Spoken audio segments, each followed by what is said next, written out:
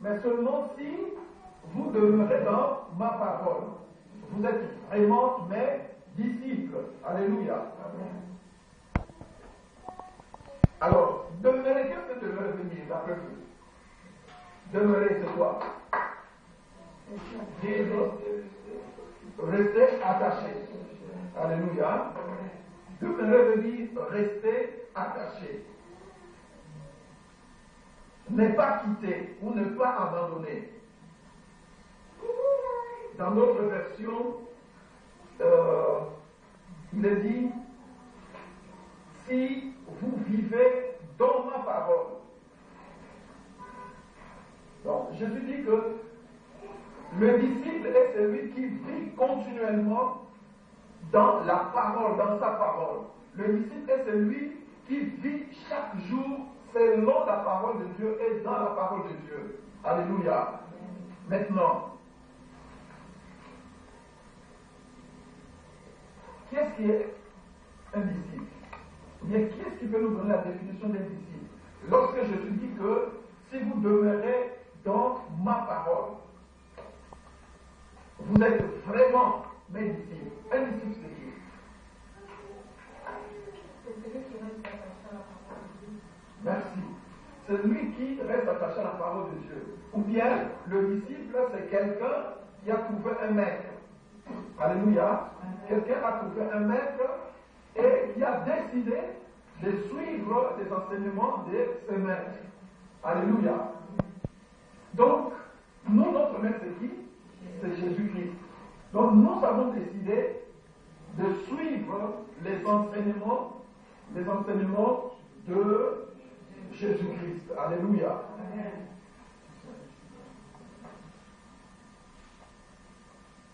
Donc, le disciple est celui aussi qui accepte les doctrines bien enseignements, c'est la même chose. Hein?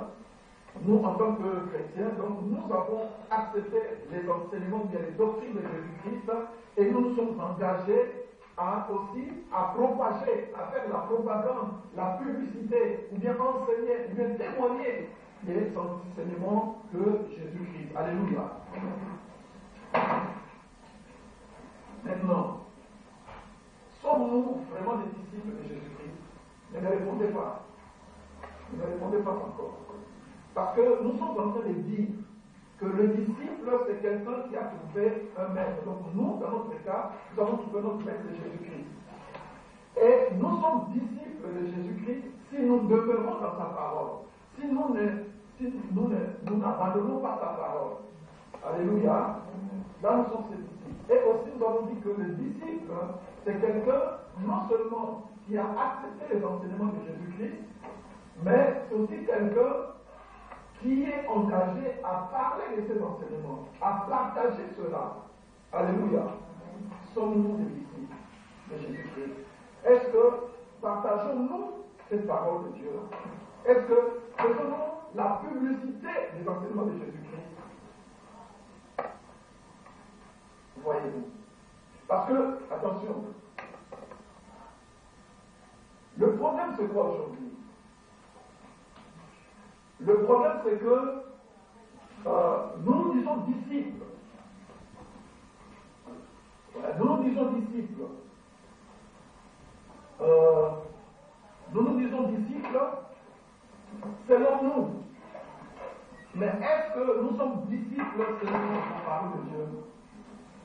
Alléluia. Amen. Allons-y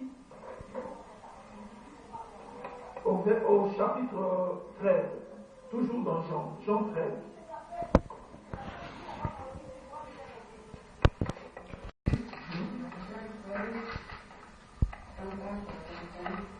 Je vous donne un commandement nouveau.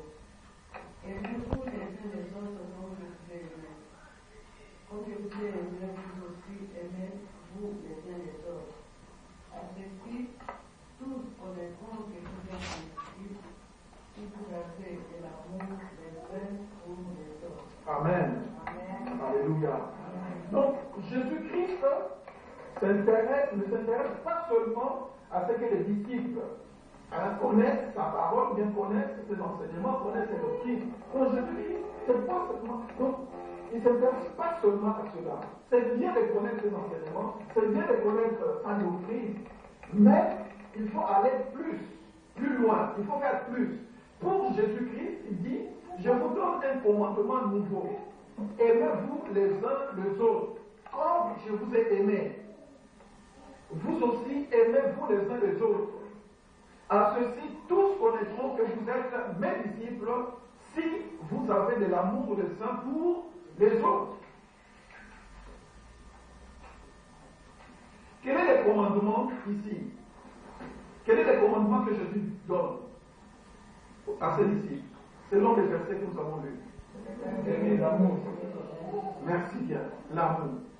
Maintenant, l'exemple d'amour que les disciples doivent suivre, c'est quel exemple? Selon ce que nous avons lu. L'exemple de Jésus-Christ, comme je vous ai aimé. Alléluia. Et pourquoi est-ce que Jésus donne ces commandements? Selon les versets. Pourquoi?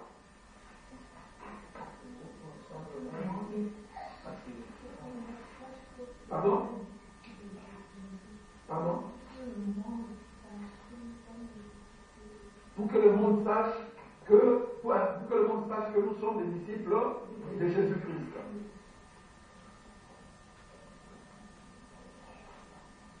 Je vous donne un commandement nouveau, aimez-vous les uns les autres, comme je vous ai aimé, vous aussi aimez-vous les uns les autres.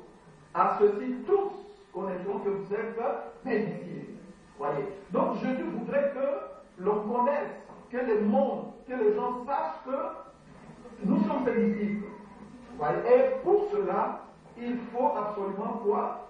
Que nous nous aimions. Alléluia.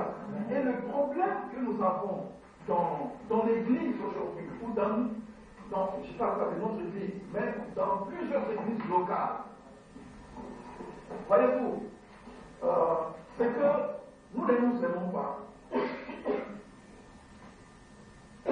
Ça, c'est une situation d'abord que nous pouvons voir dans nos pays. Dans nos pays, nous ne nous aimons pas. Quand je prends l'exemple du Congo, par exemple, les Congolais ne s'aiment pas en tant que des gens de la même patrie. C'est vrai, il y a des groupuscules qui s'aiment, mais en réalité, le Congolais n'aime pas son prochain. C'est vrai qu'il y a des cas, comme je le dis, il y a des cas particuliers, on ne peut pas généraliser tout le monde, mais d'un point de vue général. À commencer par l'ancien président Mobutu, qui ne nous a pas tellement aimés, qui nous a ensorcelés, qui nous a envoûtés dans ses fétiches. Comment est-ce que quelqu'un qui aime son peuple et qui peut s'arranger au directeur qui s'occupe des services des autres, pour mettre des fétiches dans l'eau, comme ça, nous, quand on ouvre le robinet, on boit les fétiches et nous sommes envoûtés. Alors, comment est-ce qu'on peut faire ça à un peuple qu'on aime? Bien. Et ceux qui sont bien positionnés dans le pays ou dans le gouvernement, ils ne veulent pas que les autres émergent. Ils s'accaparent du pouvoir. Ils ne veulent pas lâcher. Pourquoi? Parce qu'il n'y a pas d'amour. Et ici même, je pense ici, entre nous Congolais, ici à Londres, mais on s'entretue. On s'entretue. Hier, je suis allé, pour ne parler que de... Hier, je suis allé au deuil. Il y a un pasteur dont la femme est décédée, vous avez appris certainement, la nouvelle, le pasteur Roger. Nous sommes allés chez lui à domicile. Et on arrive, la police. Mais qu'est-ce qui s'est passé? Voilà. Le pasteur travaille avec les responsables. Et puis, demain après demain, les responsables se lèvent, ils quittent avec un petit groupe, et va former une église. Alors, il détruit. Pourquoi? Il n'y a pas l'amour. L'amour consiste à supporter, voyez, à entrer, à soutenir, à aider, à participer, à contribuer à l'avancement de Dieu. Donc, nous ne nous aimons pas dans nos églises. Et Jésus donne un commandement ici. Nous devons nous aimer pour que le monde sache que nous sommes ses disciples. Il y a beaucoup de caractéristiques, beaucoup de choses, beaucoup de faits qui montrent que nous ne nous aimons pas dans l'église. Et ces choses, dans l'église primitive, étaient bannies. Ces choses, on ne voyait pas dans l'église primitive. Voyez,